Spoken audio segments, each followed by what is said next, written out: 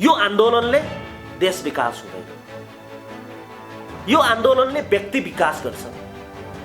हिजो आन्दोलन भयो, मैले हेरेँ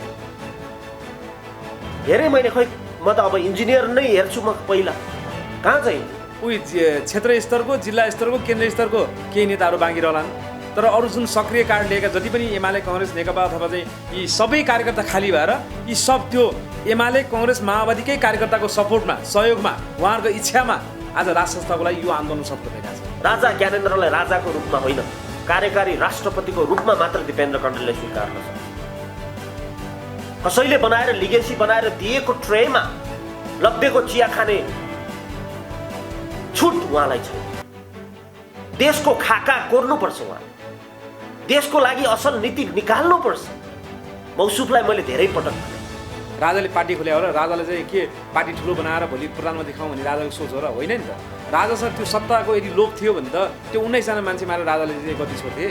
त्यही बेला धेरै मान्छे मारिदिन्थे नि, त्यही बेला दलसँग सम्झौता गर्थ्यो होला, त्यही बेला विदेशीसँग सम्झौता गर्थ्यो होला। त्यही राजालाई चाहिँ देश र जनताको माया हो। यत्रो 13 वर्षमा यो कुरा त जनताले छर्लङ्ग पुगिसकेको अवस्था छ, अनि राजाले पार्टी खोल्नुपर्ने? राजा भने सबै नेपाली जनताको साझा हो। राजा आए पनि आन्दोलन हुन्छ, किनभने हिजो राजा भएकै बेला आन्दोलन भयो। कुरा बुझ्नु भयो? राजा नआउँदा आन्दोलन हुन्छ कि हुँदैन चाहिँ मलाई थाहा छैन, तर राजा आएपछि फेरि आन्दोलन हुन्छ। किन हुन्छ भन्दा उहाँ भएकै बेला आन्दोलन भएको, उहाँले राम्रो काम गरेको भए आन्दोलन हुन्थ्यो। रहेको कुरा देश बचाउने सवालमा चाहिँ राज संस्था नेपाल र नेपालीको लागि चाहियो, नेपाल जोगाउन चाहियो र विदेशीहरूसँग ठाडो भएर ठाडो भएर हिँड्नको लागि चाहियो। त्यस कारणले चाहिँ जनताको तागतले राजाले नाइ भने पनि यो देश जोगाउन श्री 5 ज्ञानेन्द्र सरकारलाई चाहिँ भोलि जनता यसरी निस्किनुपर्छ कि जबरजस्ती रूपमा फेरि श्री 5 ज्ञानेन्द्र सरकारलाई चाहिँ नारायणीमा चाहिँ गद्दीमा राख्न सक्नुपर्छ।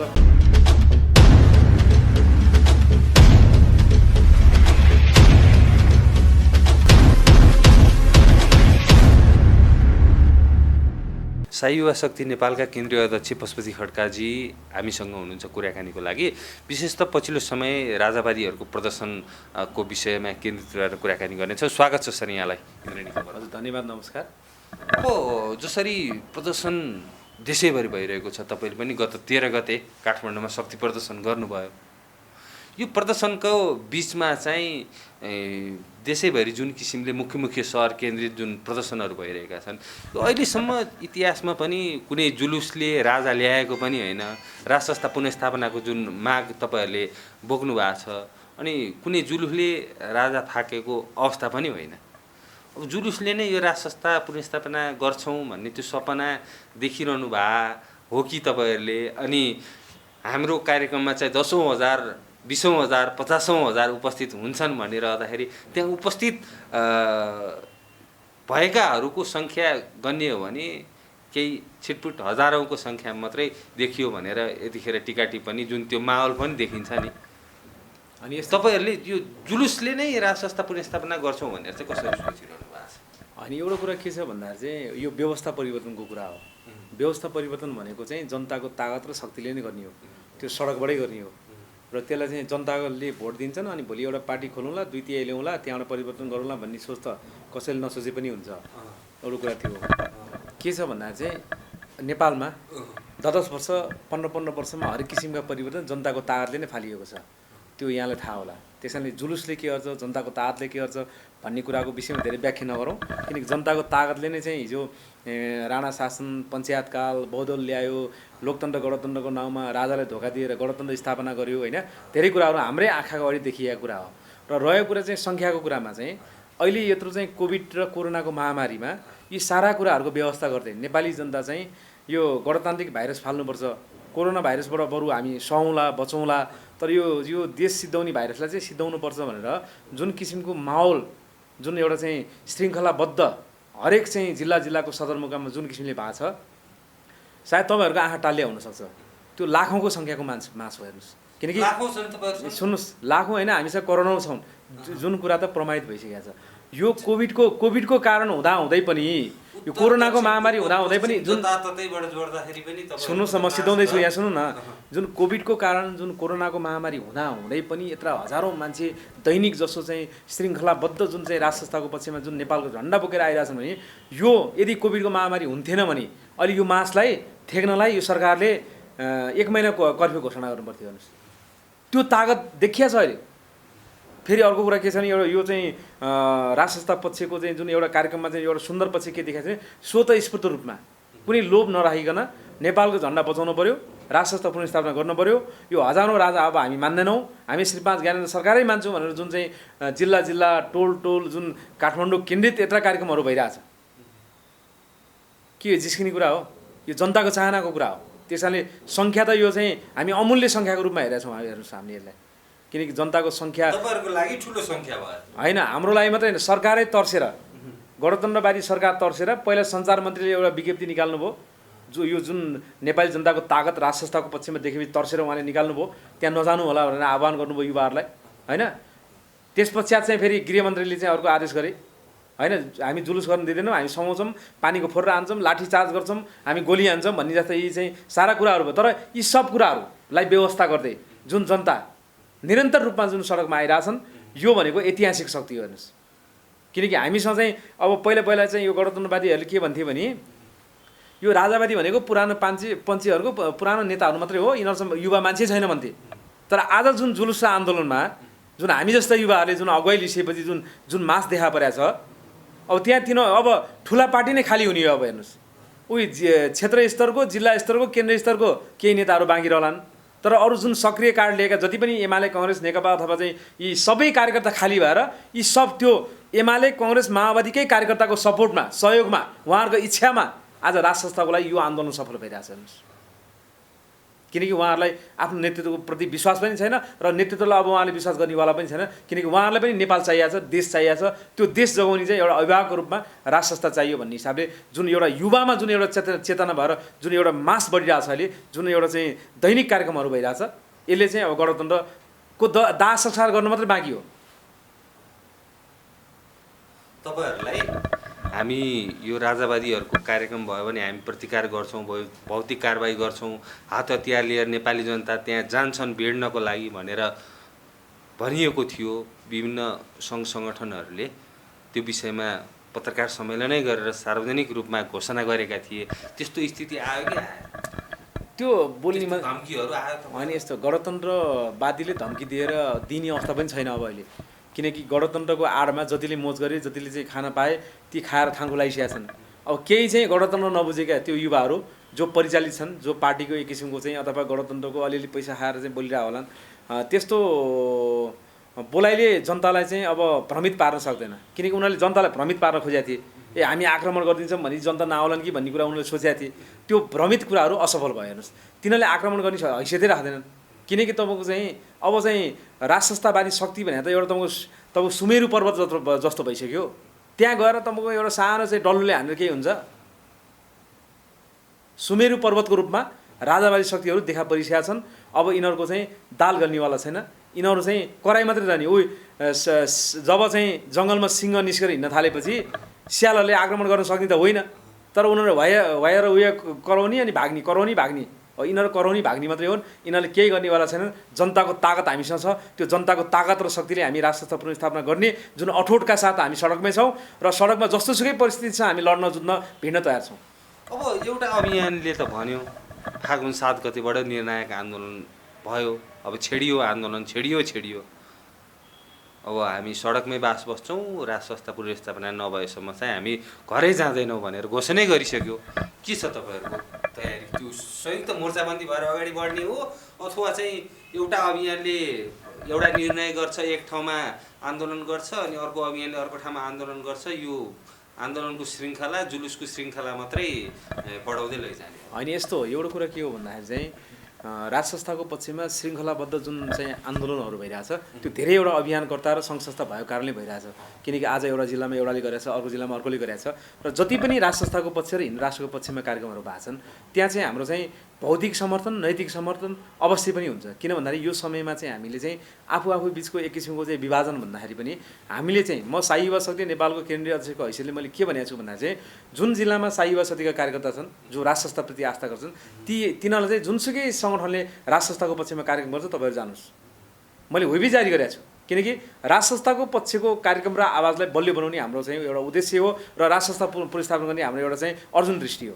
त्यसको लागि चाहिँ हामी हरेक कार्यक्रममा सडकको कार्यक्रम जुन अवस्थामा जहाँ जे हुन्छ हाम्रो साथ समर्थन रहन्छ र रहेको कुरा फागुन 7 पछिको जुन कार्यक्रममा पनि अब हाम्रो सहभागिता हाम्रो चाहिँ अब त्यहाँ मोर्चाबन्दी होला के होला त्यो त त्यही बेला चाहिँ हुने कुरा रह्यो र अहिले पनि चाहिँ आन्दोलनले विश्राम त ल्याएको छैन नि अहिले पनि निरन्तर रूपमा चाहिँ अघोषित रूपमा जनताले राज संस्था फर्काउँछु भन्ने एउटा सङ्कल्प लिएर जुन आन्दोलन चाहिँ व्यापक रूपमा भएको छ हेर्नुहोस् अहिले तपाईँको चाहिँ अहिले आयोजना गरिदिने मान्छे मात्रै चाहियो किनकि चाहिँ मान्छेहरू चाहिँ राज संस्थाको कार्यक्रम कहाँ भएको छ अब राजा चाहियो हामीलाई कहाँ छ राजाको प्रोग्राम भनेर खोजेर हिँडिरहेछन् फोन कलहरू आउँछ तपाईहरुलाई एकदम के भन्छन् अनि डेली प्रोग्राम गर्नुहोस् हामी आउँछौँ अब यो देशले दुःख पायो हामीले दुःख पायौँ हामी सधैँ यिनीहरूको किन चाहिँ भ्रष्टाचारीहरूको चङ्गुलमा बस्ने हामी चाहिँ राज संस्था चाहियो हामीलाई राजै चाहियो हामी टुरा भयौँ भनेर हरेक नेपाली जनताले चिया पसलमा गफदेखि लिएर फोन गर्नेदेखि लिएर सारा कुराहरू भइरहेछ त्यसै कारणले त जनताको चरम आक्रोश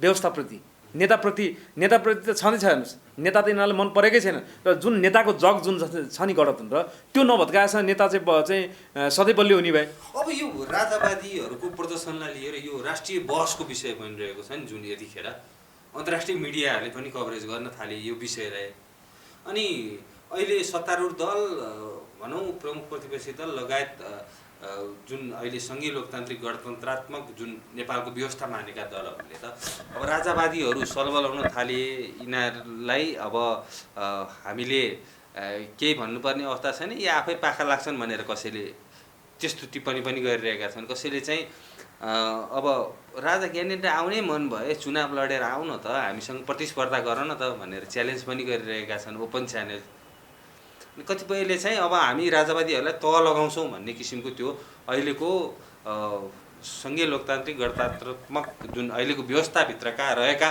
दलहरूले त्यो कुराहरू उठाइरहेका छन् अनि एउटा कुरा के छ भने सङ्घीय लोकतन्त्र गणतन्त्र नेपालबाट चाहिँ जसले चाहिँ च्याक तोड्न पाएको छन् जसले भ्रष्टाचार गर्न पाएको छन् जसले देश र जनतालाई ठगेर खान पाएको छन् त्यस्ता व्यक्तिहरूले त गणतन्त्रको पक्षमा बोल्ने हुँदै भए त्यसमा विद्वानदेखि लिएर पूर्व प्रधानमन्त्रीदेखि लिएर पूर्व मन्त्री सुद्धा बासेको कराएको पाइयो मैले अहिले पनि भने अब यो गणतन्त्रवादीको नेतृत्व स्याल सर भइसक्यो हेर्नुहोस् यिनीहरू स्यालको हैसियतमा पुगिसकेका छन् यिनीहरूले जुन गणतन्त्र नेपालको म हुँ भन्ने जुन सोच राखेको थिए यिनीहरूले गणतन्त्र ल्याइसकेपछि जनतालाई केही दिन सकेन जब कुनै पनि राज्य सत्ताको शक्ति ठुलो शक्ति भनेकै जनताको ताकत हो जनताको ताकतै हामीसँग आइसकेपछि त यिनीहरू जतिसुकै कराए पनि भोलि यिनीहरूको कुरा त चाहिँ सुनवाई हुनेवाला छैन जनताले टेर्नेवाला छैन अब यिनीहरूको सोच के छ भन्दाखेरि चाहिँ जसरी चाहिँ लन्ठ्याङ मन्ठ्याङ गरेर चाहिँ गणतन्त्र अगाडि बढाउने एउटा चुनाव गराइदिने जनतालाई अल्मलाइदिने जनतालाई अलिअलि चाहिँ चुनावमा चाहिँ पैसा दिने यताउति गर्ने अनि खोक्रो विकासका नाराहरू दिने अल्मलिहाल्छ नि हामी पछाडि लगाइहाल्छ नि भन्ने जुन यिनीहरूको एक किसिमको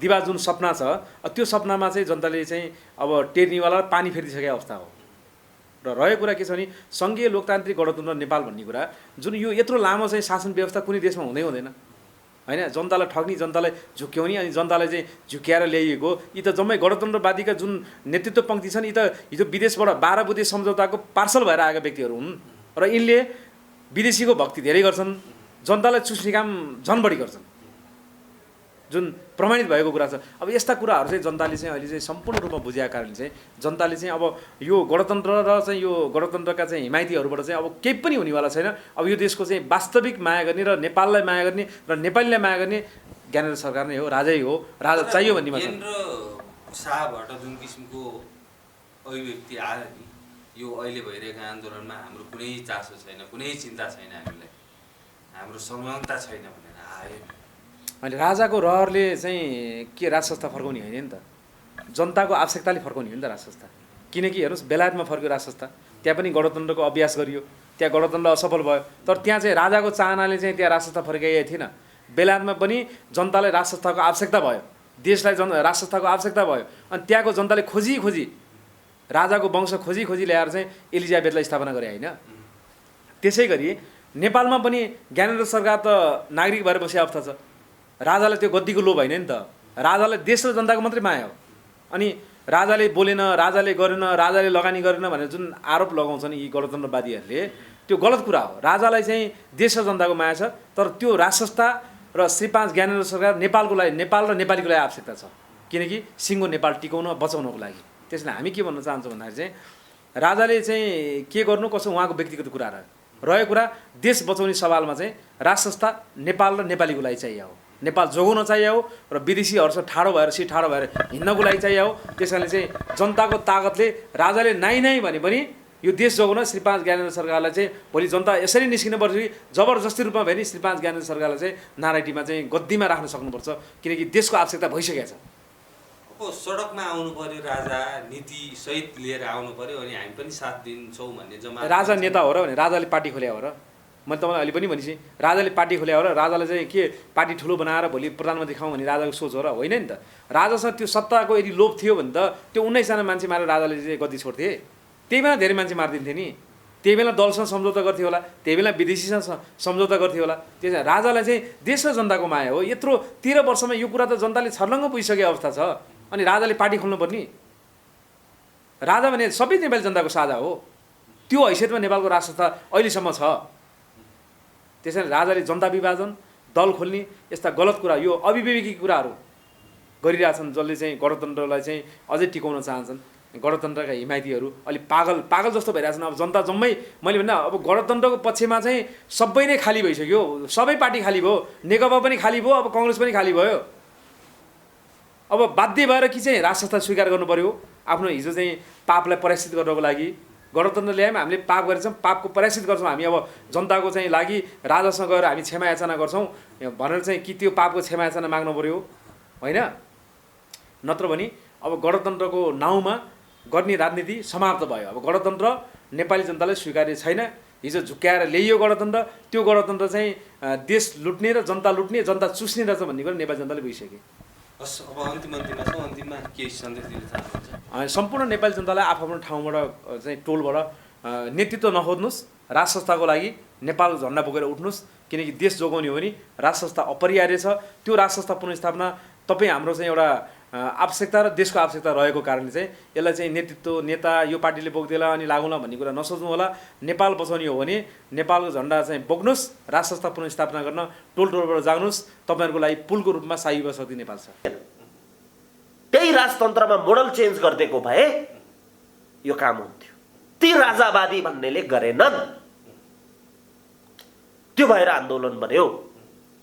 2046 सालको पछिका नेतृत्वले पनि गरेनन्। 52-62 सुरु भयो। 52-62 को समयमा भएका राजनीतिक उतार चढाव,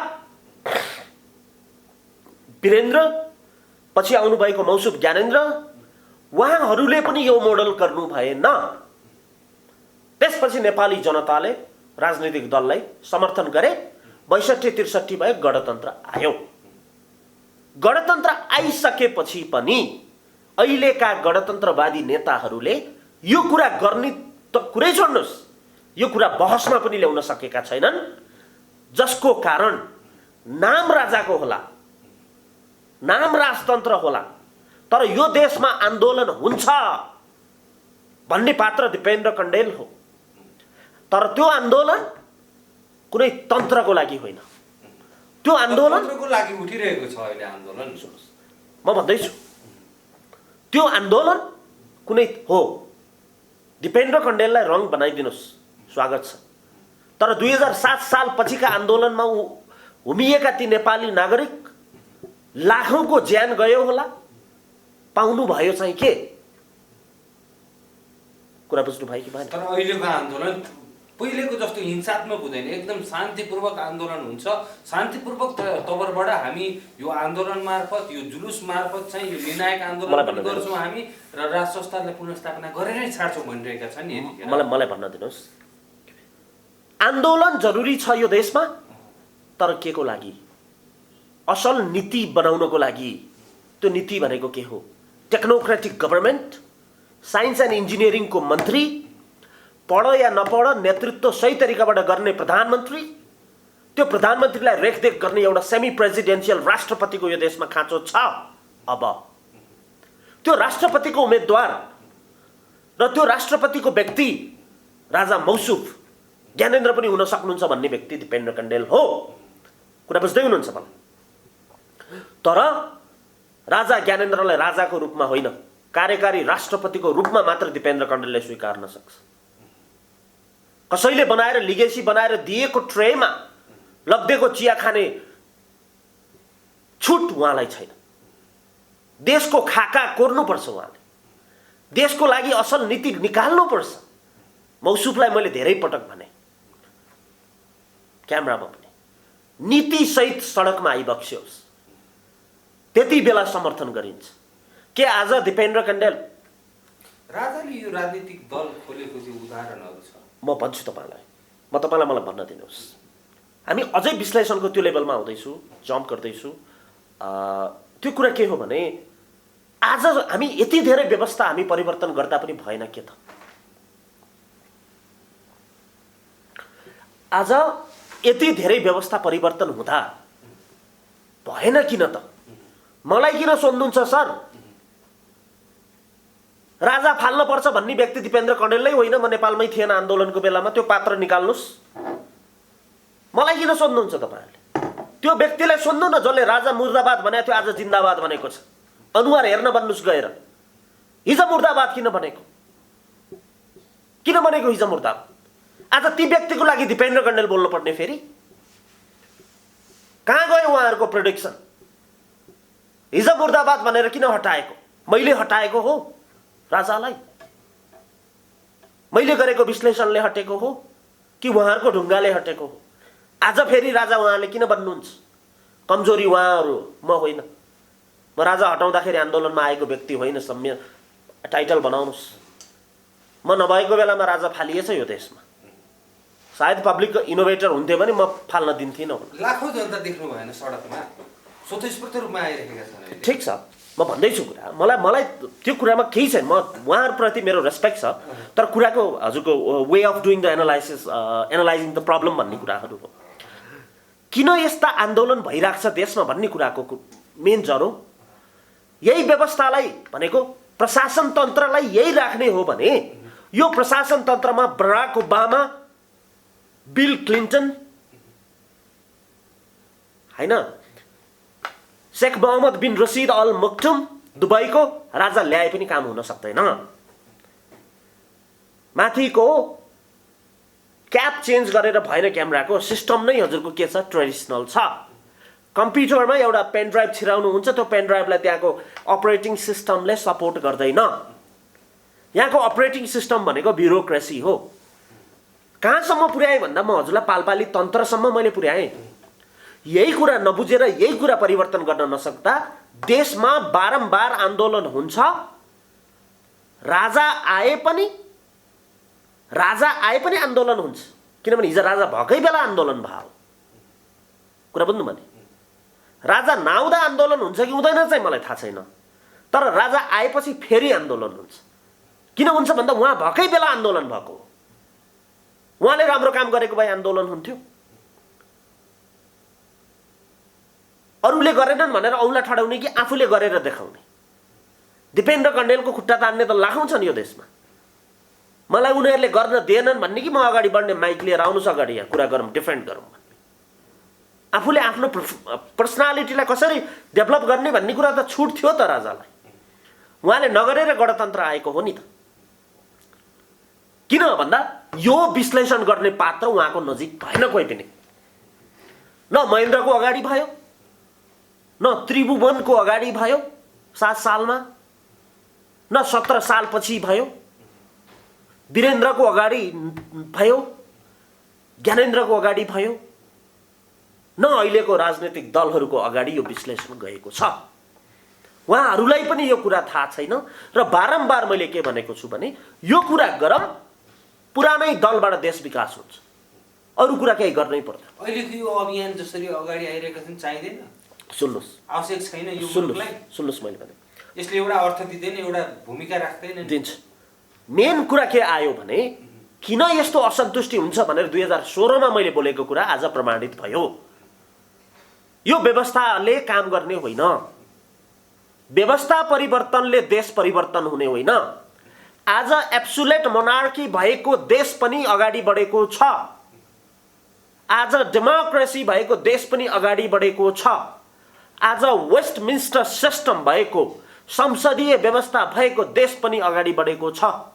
आज कार्यकारी राष्ट्रपति भएको देश पनि अगाडि बढेको छ।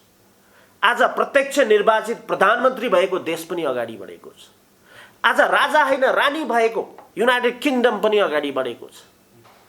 राजा भारत अगाडि बढेको छैन। किन बढेको छैन? उसको पनि ब्युरोक्रेटिक मोडल यही छ। नेपालको ब्युरोक्रेटिक मोडल यही छ। जनता गरिबको गरिब हुँदै गइराखेको छ। धनीले लिनेले शोषण गरिराखेका छन्। देखाउने बेलामा समाजवादको दाँत अगाडि सारिएको छ। त्यसकारण जबसम्म यो ब्युरोक्रेटिक मोडल चेन्ज हुँदैन तबसम्म नेपाल कुनै हालतमा बन्दैन। यो कुरा प्रमाणित गरिसकेको छ दिपेन्द्र कण्डेलले। जनताको अगाडि प्रमाणित गर्नलाई जनता आफै सचेत हुनुपर्छ, आफैले बुझ्नुपर्छ। अब आयो कुरा प्रब्लम किन आयो भन्ने कुराको पहिलो उत्तर मैले दिएँ। यो आन्दोलन किन भयो त? 16 मा विश्लेषण गरेको हो। व्यवस्था परिवर्तनले देश परिवर्तन हुँदैन। अवस्था परिवर्तन हो।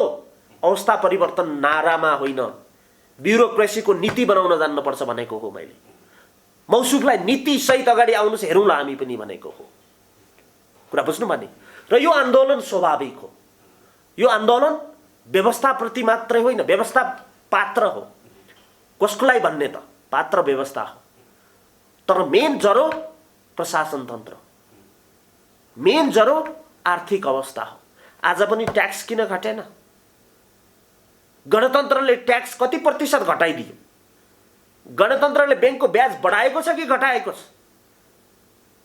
गणतन्त्रले व्यापार बिजनेसहरू गर्दाखेरि दिने लोन सहुलियत दिएको छ कि सहुलियत हटाएको छ? त्यसकारण आन्दोलन यो देशमा जरुरी छ र हुन्छ। यो कुरामा नेपाली जनता प्रश्न हुनुपर्छ। एउटा केस र दिपेन्द्र कण्डेलले 40 बुँदे माग निकालेर पनि आर्थिक आन्दोलनको घोषणा गरेको छ कोरोना पछि भनेर। यो कुरा नेपाली जनतालाई म हो हजुरहरूको कुरा सही हो भन्ने मान्छु। अब आयो कुरा हजुरको विश्लेषणसँग जोडिन्छ। आन्दोलन यो देशमा जरुरी छ, तर आन्दोलन राजा सहितको आन्दोलनको जरुरी छ कि छैन? अब त्यहाँनिर चिरफार गरौँ। आन्दोलन यो देशमा जरुरी छ। यो देश यी नेताहरूले बनाउन सक्दैनन् अहिलेका, किनभने उहाँहरूको समय गइसक्यो। अब आउने नेताले यो कुरा बुझेर हामी यसरी प्रशासन तन्त्रलाई सुधार गरेर हामी नयाँ नीति सहित अगाडि गएर बनाउँछौँ भनेर यदि उहाँहरूले घोषणा पत्रमा अगाडि सार्नुभयो भने सायद केही नयाँ होला। कुरा बुझ्दै हुनुहुन्छ? त्यसकारण आन्दोलन जरुरी छ भन्दैमा आन्दोलनको नेतृत्व चाहिँ कसलाई दिने?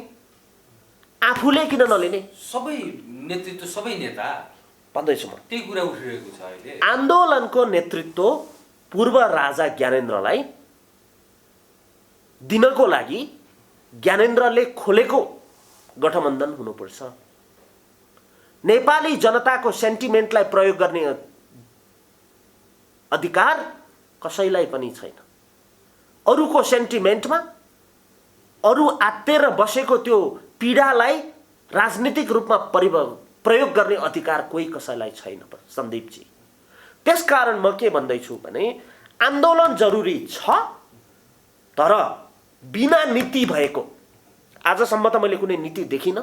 अहिले यो एजेन्डाहरू सार्वजनिक भइरहेको छ, त्यो नीति देखिँदैन अहिले यो काठमाडौँमा केन्द्रित आन्दोलनमा। बिना नीति भएको मौसुफको नाम राखेर मौसुफले मैले यो देश बचाउँछु अब, किनभने मैले गरेका गल्तीहरू यी थिए। के कारणले गणतन्त्र आयो? मौसुफले खोलाउनु पर्छ कि पर्दैन? त्यसै छुट छ। यिनीहरूले गरेनन्, अब म छुट छ, अरू छैनन् तीभन्दा राम्रो काम गर्ने हिजोको आन्दोलनमा। त्यसकारण मेरो कुरा के हो भने त्यो आन्दोलनमा नेपाली जनता जान पर्छ। अब त्यो आन्दोलन कुन हो सुन्नुहोस्। कुनै पनि व्यक्तिले त्यसलाई नेतृत्व लिन सक्छ, तर त्यो आन्दोलनले लिएको नेतृत्वले ल्याएको लिडरले प्रत्येक मन्त्रालयमा इन्जिनियर छिराउनुपर्छ। प्रत्येक मन्त्रालयमा इन्जिनियर, प्रत्येक मन्त्रालयको अनुसन्धान गर्नलाई साइन्स पढेका व्यक्तिहरूलाई रिसर्चको टिम बनाएर प्रशासन तन्त्रलाई सुधार गर्ने सहित नीति बनाउने, मैले थिङ्क ट्याङ्क भनेर जुन नाम राखेको छु, खोलेको छु, यसरी खोलेर अबको देशको मोडल यो भनेर भन्ने व्यक्ति अगाडि आउनुपर्छ।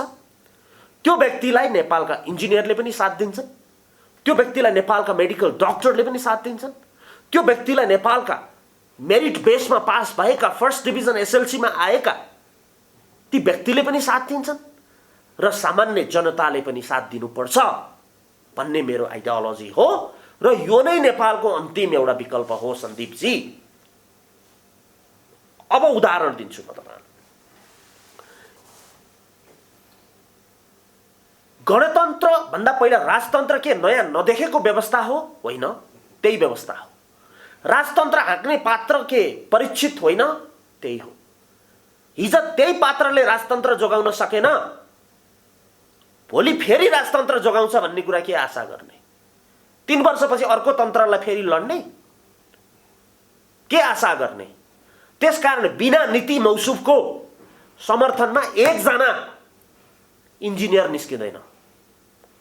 मौसुफको बिना नीति समर्थनमा एकजना मेडिकल डक्टर निस्किँदैन।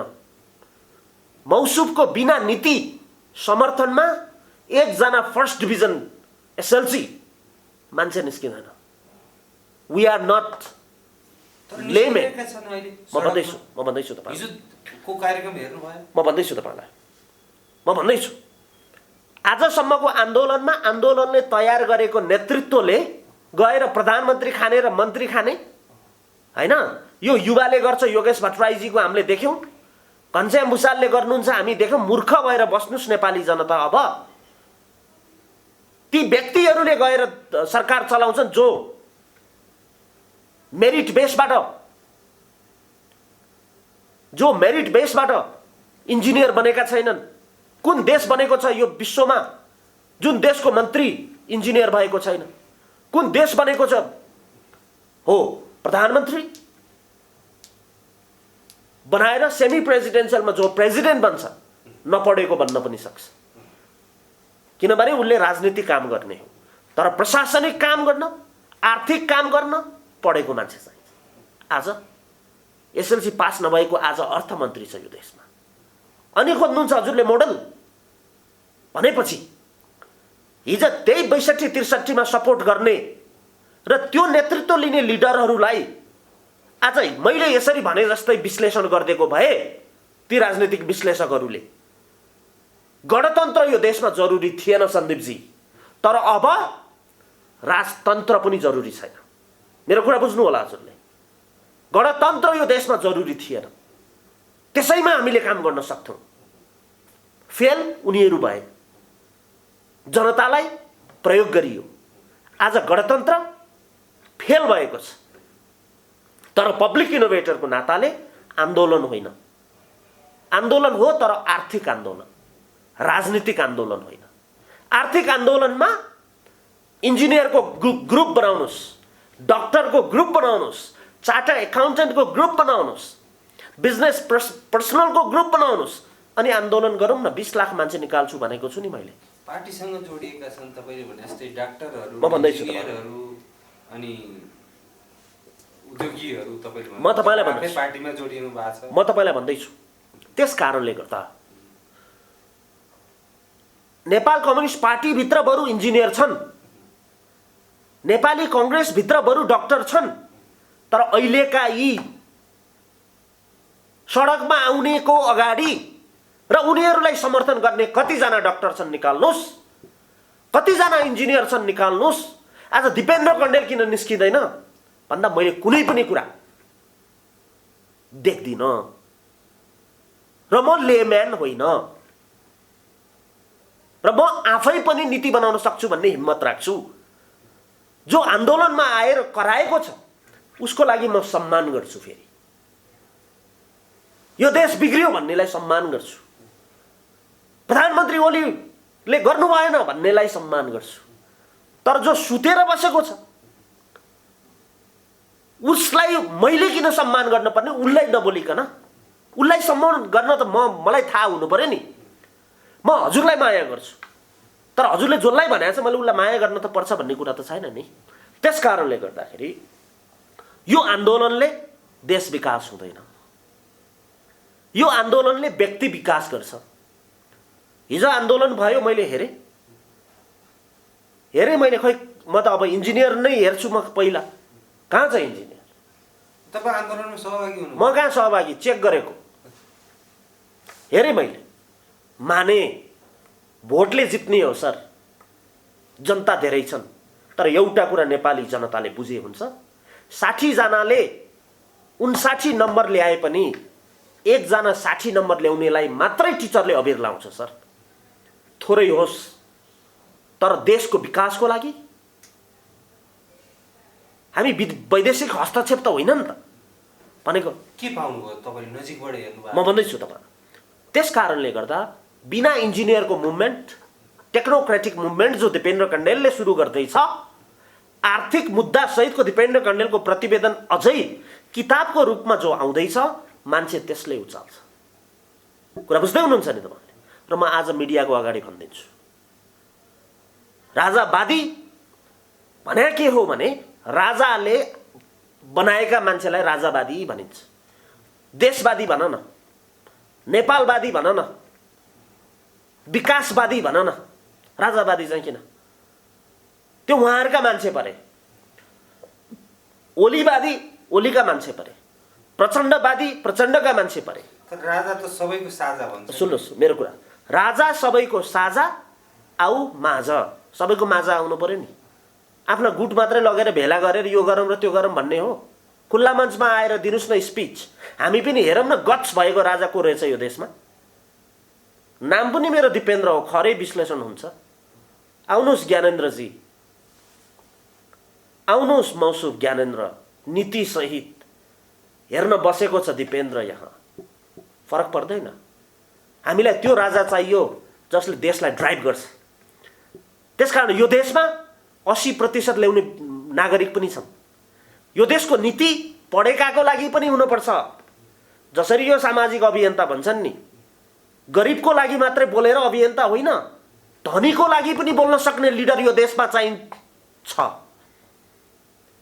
प्राडो चलाउनेको लागि पनि बोल्न सक्ने लिडर यो देशमा चाहिन्छ। हिराको हार लगाउने एउटा नारीको लागि पनि बोल्न सक्ने लिडर यो देशमा चाहिन्छ। गरिबले खान पाएनन्, सम्मान छ, तर राजनीति प्रत्येक नागरिकको लागि हो। गरिबको लागि मात्रै बोल्नेलाई हामी के भनिन्छ? सामाजिक अभियन्ता भनिन्छ।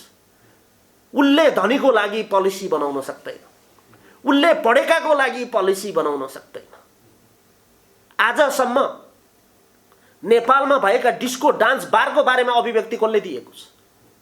डिस्को बन्द गर्नुपर्छ भन्छ। किन बन्द गर्ने? यहाँको हाई क्लास पिपलहरू, उनीहरूलाई डिस्को चाहिन्छ, उनीहरूलाई सपिङ मलहरू स्ट्रङ चाहिन्छ। जसले भोट हाल्छ प्रत्येक नागरिकको लागि बोल्न सक्ने पात्र चाहिन्छ यो देशमा। गरिबको लागि मात्र होइन, धनीको लागि पनि, ती सर्वहाराको लागि पनि।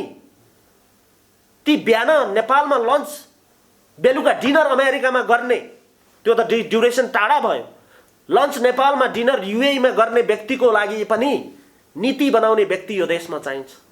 जबसम्म त्यो व्यक्ति यो देशमा अगाडि बढ्दैन र पाउँदैन, तबसम्म यो देश बन्दैन सन्दीपजी।